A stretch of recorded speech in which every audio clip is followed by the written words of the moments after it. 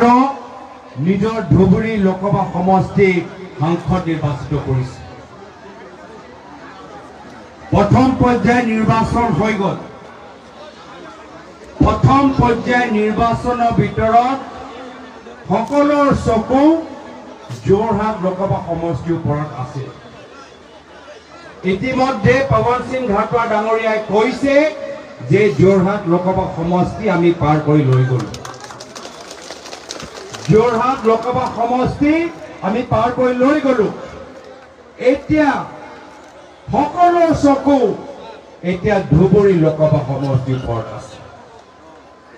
আটাইতকৈ আকৰ্ষণীয় সমষ্টি হৈছে এই ধুবুৰী লোকসভা সমষ্টি।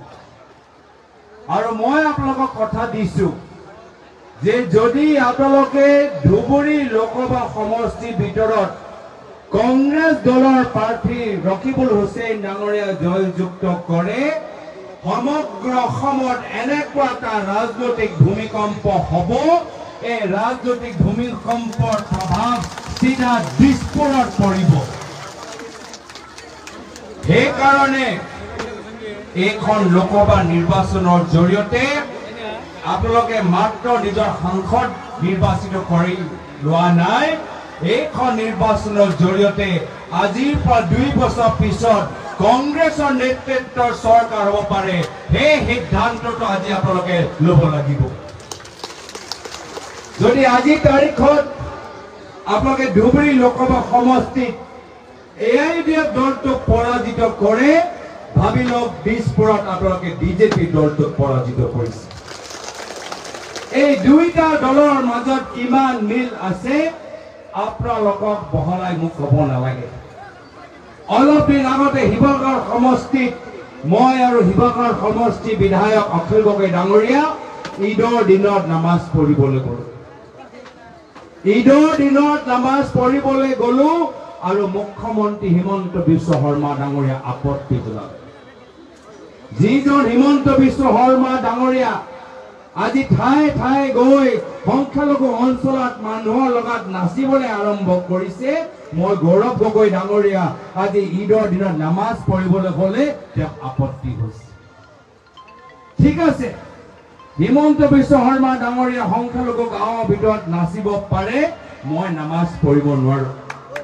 সেইটো তেওঁৰ আপত্তি হ'ব পাৰে, সেইটো তেওঁৰ আপত্তি হ'ব পাৰে। কিন্তু আটাইতকৈ দুখৰ কথা যে হিমন্ত বিশ্ব শৰ্মা ডাঙৰীয়াৰ লগৰ সুৰ মিলাই একেখিনি কথা মৌলানা আজমল চাহাবে ক'লে আৰু কৈছে যে গৌৰৱ গগৈ ঈদৰ দিনত নামাজ পঢ়িছে, গৌৰৱ গগৈক ভোট দিব নালাগে। কৈছে নাই কওকচোন? একে কথা হিমন্ত বিশ্ব শৰ্মা ডাঙৰীয়াক সমৰ্থন জনাই মৌলানা আজমল চাহাবে ক'লে যে গৌৰৱ গগৈ ঈদৰ দিনত নামাজ পঢ়িছে, গৌৰৱ গগৈক ভোট দিব নালাগে। সেইটোৱে প্ৰমাণ কৰে যে বিজেপি আৰু AIDF দলৰ মাজত কিমান মিল আছে। সেইটোৱে প্ৰমাণ কৰে যে হিমন্ত বিশ্ব শৰ্মা ডাঙৰীয়া আৰু মৌলানা আজমল চাহাব ডাঙৰীয়াৰ মাজত কিমান মিল আছে। শ্ৰদ্ধা ৰাইজ, মই প্ৰয়াত তৰুণ গগৈদেৱৰ পুত্ৰ, মই প্ৰয়াত তৰুণ গগৈদেৱৰ ৰাজনীতি কৰি যাম। মই হিমন্ত বিশ্ব শৰ্মা ডাঙৰীয়াক অনুমতি নালাগে, মোক মৌলানা আজমল চাহাবৰ অনুমতি নালাগে। মই ঈদৰ দিনত নামাজ পঢ়িম, মই নামঘৰত গৈ মই এক বছি বন্তি জ্বলাম, মই চাৰ্চত সোমাই মই মমবতি মই জ্বলাম।